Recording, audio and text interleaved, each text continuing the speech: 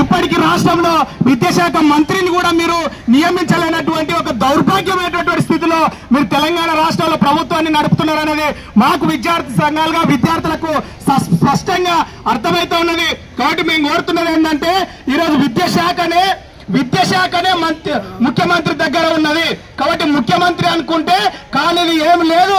కాబట్టి ముఖ్యమంత్రి ద్వారానే విద్యాశాఖ ఉన్నప్పుడు ముఖ్యమంత్రి కింది స్థాయి నుంచి పై స్థాయి వరకు సమూలమైనటువంటి రిపోర్ట్ తీసుకొని ఈరోజు ప్రభుత్వ విద్య బలోపేతం కోసం ముఖ్యమంత్రి కృషి చేయాల్సినటువంటి అవసరం ఉన్నదని కూడా ఈ సందర్భంలో పీడీఎస్ గా మేము డిమాండ్ చేస్తా ఉన్నాం. తక్షణమే పెండింగ్ లో ఉన్న 8,000 కోట్లకు పైగా స్కాలర్షిప్ రీఎంబర్స్మెంట్ బకాయిలు, అట్లాగే ప్రభుత్వ పాఠశాలల్లో నాణ్యత, అట్లాగే జూనియర్ కళాశాలల మధ్యాహ్న భోజనాన్ని ఏర్పాటు చేయాలి.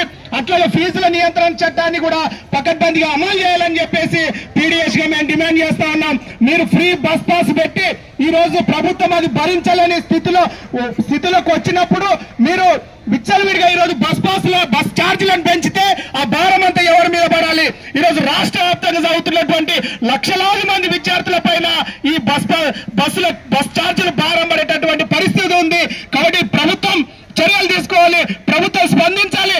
రాష్ట్ర వ్యాప్తంగా చదువుతున్నటువంటి విద్యార్థులకు ఫ్రీ బస్ పాసులను ప్రభుత్వం మంజూరు చేయాల్సినటువంటి అవసరం ఉందని సందర్భంగా గుర్తు చేస్తూ ఈ తదితర డిమాండ్లతో కూడినటువంటి వినతి పత్రాన్ని మనం తహసీల్దార్ గారికి ఇవ్వడం జరిగింది.